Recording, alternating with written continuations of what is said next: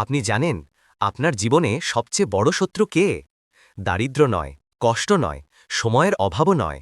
সবচেয়ে বড় শত্রু আপনি নিজেই। এক, কারণ আপনি শুরুই করতে পারেন না।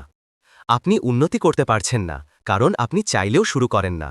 আপনি হাজার প্ল্যান করেন, হাজার কথা বলেন, কিন্তু কাজ শুরুই করেন না।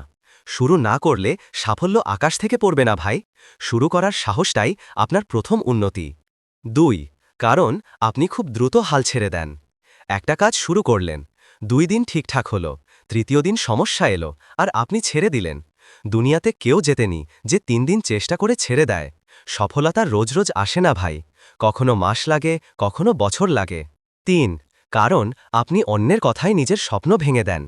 আপনার চারপাশে অনেক মানুষ আছে যারা বলবে তুমি পারবা না, এটা তোমার জন্য না, এটা করে কি হবে।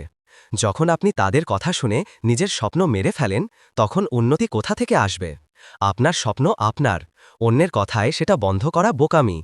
৪, কারণ আপনি অজুহাত তৈরি করেন। আপনার সময় নেই, পয়সা নেই, বই নেই, মোবাইল নেই। বোঝেন, সারা পৃথিবীর মধ্যে সবচেয়ে শক্তিশালী জিনিস হল অজুহাত।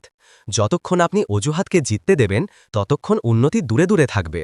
৫, কারণ আপনি শিখেন না, উন্নতি করতে চান, শুধু কথা বলেন।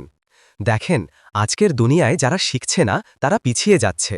শেখা মানে কেবল স্কুল কলেজ নয়, যে কোনো নতুন স্কিল, নতুন কিছু জানা। আপনি বলেন আমি শিখব, কিন্তু কাজের সময় আবার পুরনো অভ্যাসে ফিরে যান। এভাবে উন্নতি হয় না ভাই, শেখাকে প্রতিদিনের অভ্যাস বানাতে হয়। ৬, কারণ আপনি নিজের সাথে তুলনা করেন ভুল মানুষের।